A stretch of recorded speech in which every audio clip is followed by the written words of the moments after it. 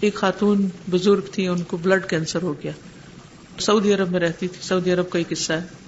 تو blood cancer ہو گیا تو انہوں نے اپنے لیے خادمہ منگوائی انڈونیشیا سے. جب وہ خادمہ آ گئی تو انہوں نے نوٹ کیا کہ وہ واش روم میں بہت دیر بیٹھی رہتی ہے. تو جب وہ باہر آئی تو اس سے پوچھا کہ تم کیوں اتنی دیر لگاتی ہو؟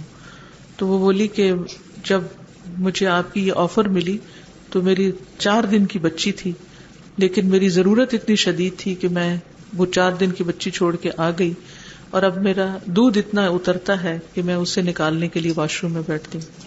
تو وہ بزرگ خاتون جو تھی ان کا دل پسیجا، اور انہوں نے کہا کہ 2 سال کے لیے انہوں نے بلایا تھا اس کو کہ جاؤ اپنی بچی کو 2 سال دودھ پلاؤ، اور جانے کا ٹکٹ بھی دیا اور پھر 2 سال کی تنخواہ بھی دے دی صدقے میں. اس کے بعد جب اس خاتون نے دوبارہ اپنا بلڈ ٹیسٹ کرایا تو اس میں کینسر کا نام بھی نہیں تھا. تو بعض اوقات صدقہ جو ہے، اور ایسا بے لوث صدقہ، اور ایسے ضرورت مند کو صدقہ، اور اس کے ساتھ پھر دعا جو ہے وہ اللہ سبحانہ وتعالیٰ اس کو قبول کرتا ہے. تو بہرحال حدیث میں بھی آتا ہے داؤ مرداکم بالصدقات، اپنے مریضوں کا علاج صدقے سے کرو.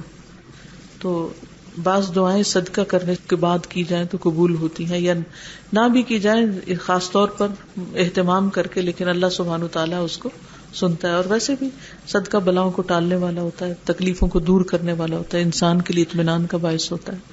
لیکن شرط یہ ہے کہ خالص اللہ کے لیے ہو اور اس میں کسی اور کا کوئی حصہ نہ ہو. یعنی جو سب سے بڑا سبق اس میں ہے وہ یہ کہ انسان اللہ کے بہت قریب ہو جاتا ہے جب کوئی کام خالصتاً اللہ کے لیے کرتا ہے، کسی دباؤ کے تحت نہیں، کسی مجبوری کے تحت نہیں، کسی ضرورت کے تحت نہیں، بس صرف اللہ کی رضا کے لیے.